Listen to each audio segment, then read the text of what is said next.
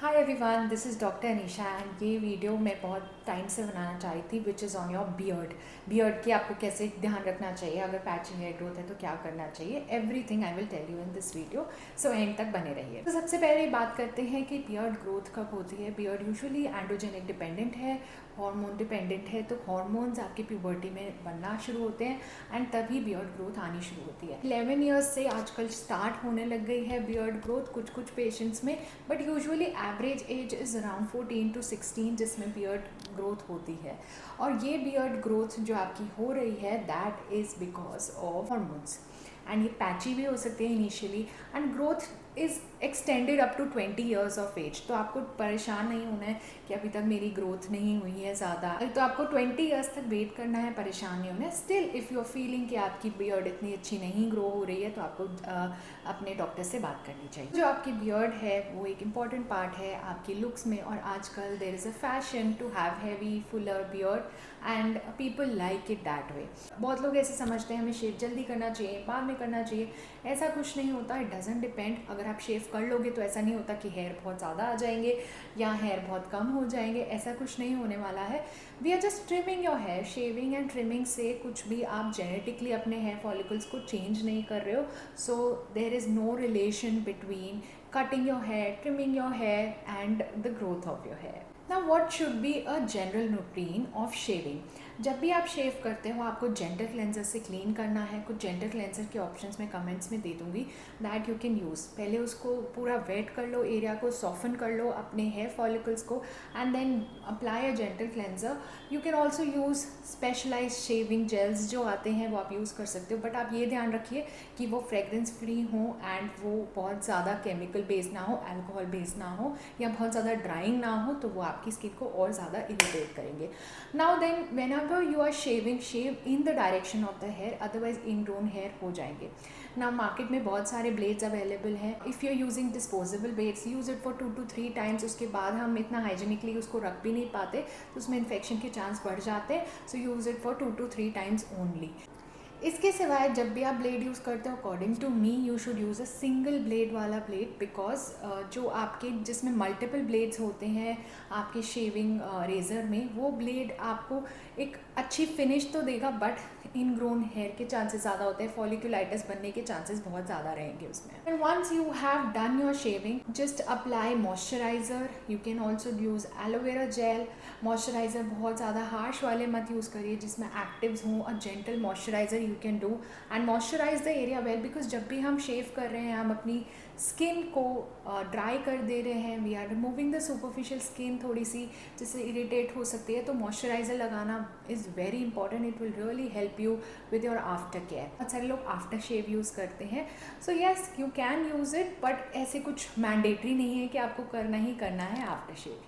Yes, there will be some possibility कि आपको cut आ जाए क्योंकि the area is you know not that smooth, not that straight, तो जब भी कर्व्स होते हैं तो शेव करते हुए कट्स आ सकते हैं। Obviously you will do it very nicely, बहुत आराम से करेंगे, बट फिर भी चांसेस रहेंगे। अगर ब्लेड से कट होता है then wash it properly and आप उसके बाद वैसलीन पेट्रोलियम जेली लगा सकते हैं उसके ऊपर टू हील इट प्रॉपरली, या फिर कोई ऑइंटमेंट यूज़ कर सकते हैं ताकि वो हील हो जाए। नाउ कम्स दिस, अगर आप बाहर जाते हैं शेव करवाने, which is also a good very good possibility कि आप बाहर जा सकते हो, सो मैं हमेशा अपने पेशेंट को बोलती हूँ take your own kit. So उस किट में आपको अपना रेज़र रखना है। Every time you have to change your razor, one time use ही होना चाहिए। Then you can also use your own comb. आप अपनी कॉम रख सकते हो, अपनी सिजर रख सकते हो, बिकॉज जब हम वो सब चीज़ें शेयर करते हैं we are transferring infection from one person to another person. बहुत सारे अच्छी जगह पे आजकल डिस्पोजेबल किट्स भी यूज़ हो रही हैं, तो आप उन जगहों को भी ऑप्ट कर सकते हो। Now if you want to keep your beard longer और थिकर, आपको रखना पसंद है, तो उस केस के अंदर आप अपनी बियर्ड पे शैम्पू करिए। बेसिकली जो आपका शैम्पू होना चाहिए वो एक माइल्डर शैम्पू होना चाहिए।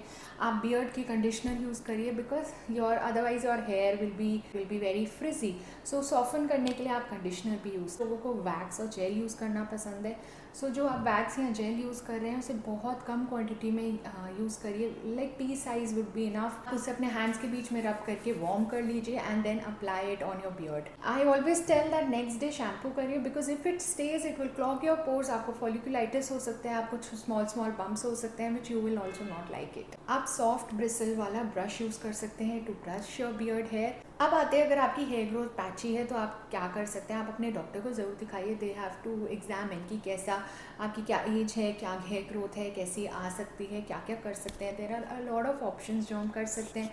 देर are serums which we can use, there is minoxidil also, कुछ केसेस में हम वो भी देते हैं for beard. But we have to first check कि कैसा हेयर ग्रोथ है, कहाँ पे है, और उन सब चीज़ों को very carefully you have to use. Yes, you can have dandruff in your beard area as well. So अगर आपको डैंड्रफ होता है, फर्स्ट ऑफ ऑल इज़ अगर आप हाइजीन मेंटेन करेंगे तो इतना डैंड्रफ नहीं हो सकता। बट अगर आपको स्कैल्प पे डैंड्रफ है तो उन पेशेंट्स में चांसेस बढ़ जाते हैं कि डैंड्रफ फॉल ऑफ हो आपकी बियर्ड एरिया पे एंड वहाँ पे भी डैंड्रफ हो जाए। So in case you have dandruff, go to your doctor and check with them, and then they will prescribe you something for your dandruff. Second would be folliculitis, जो small bumps होते हैं, they can be painful also. In that case it is an infection of your hair follicle of your beard, तो वो आप treat करवाइए। और भी बहुत सारी चीज़ें हो सकती हैं, you can even have acne in your beard area, you can have other things also. So वो अगर आपको ऐसा कुछ लग रहा है, कुछ चेंजेस हैं, तो वो आप अपने डॉक्टर को दिखाइए। ओके, सो ऐसा नहीं होता है कि खाली सिरम्स लगाने से सब कुछ हो जाएगा। Yes, you have to have a good lifestyle also. Protein अच्छा होना चाहिए डाइट में, आपको अच्छे से 6 to 8 आवर्स की स्लीप लेनी ही लेनी है, which should be a sound sleep, because hair follicles उस टाइम पे बनते हैं। आई ऑलवेज टेल कि that is the time we are healing, we are making new cells, we are getting rid of the older cells, we are getting new hair follicles also. So sleep आपकी बहुत important है, जिसको हम neglect करते हैं। Always I would recommend to have a general hygiene tips, a general regime. Cleanser, moisturiser, sunblock आप उसको use करिए। Even moisturiser you have to apply on your beard area. अगर बहुत ज़्यादा हेयर है then you can skip, but अगर आपकी smaller shorter beard है या क्लीन शेव रहते हैं तो प्लीज़ उसको फुल फेस में लगाइए, because that is also your facial skin only. थोड़ी सी हार्ड होती है मेन की skin, but still you have to use. आप कुछ एक्सफोलिएंट्स यूज़ कर सकते हैं, like glycolic acid. You can start with twice a week at night and then you can increase to thrice a week slowly. Short, follow all these tips, and if you go to gym, one more tip I would like to give you, like you wash your hair, wash your beard area, वहाँ पे sweat का clog होना बहुत common है, and उसको wash करके अच्छे से रखना है आपको। If you still have any questions you can comment them below, and take care of your skin.